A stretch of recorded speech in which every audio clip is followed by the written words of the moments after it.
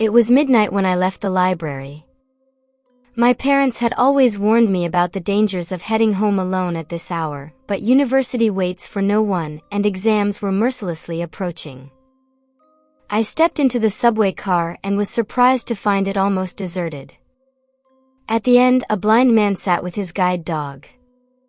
The animal, with its back to me, stared intently at the opposite wall, as if something fascinating were there. I decided not to dwell on it, put in my headphones, and searched my phone for a song to keep me company on the journey. As I listened to music, I glanced towards the back of the car at one point and noticed that the dog had turned around. My heart skipped a beat when I saw that, where its eyes should have been, there was only emptiness. A shiver ran down my spine. How could a blind dog guide a blind man? My mind scrambled for answers that wouldn't come. I tried to refocus on the music, the lyrics, the melody, but a feeling of being watched overwhelmed me, making it impossible to ignore my surroundings. Looking again this time, both the man and his dog were facing me, their empty faces directed my way. At first, I tried to convince myself it was my imagination. After all, how could a blind man notice me?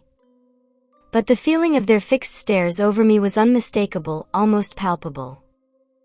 I shifted uncomfortably in my seat, trying to escape that feeling, but no matter where I sat, their faces continued to turn towards me, as if drawn by a magnet to my presence. Finally, the train reached my stop, and I almost ran out, relieved to leave that oppressive atmosphere behind. With 3 minutes to home and shaken by what had happened in the subway, I started walking fast. But then, looking back, I saw them. The blind man and his dog following me. My heart raced, and fear pushed me to take an alternate path, hoping to find people and some security on busier streets.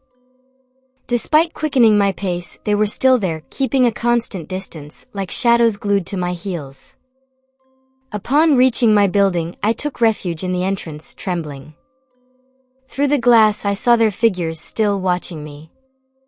There was no doubt, it was no coincidence. That night, the ensuing silence was the most deafening I'd ever experienced, leaving an echo of unanswered questions. Over time, that experience turned into a disturbing memory. Why had the blind man and his dog, equally deprived of sight, crossed my path?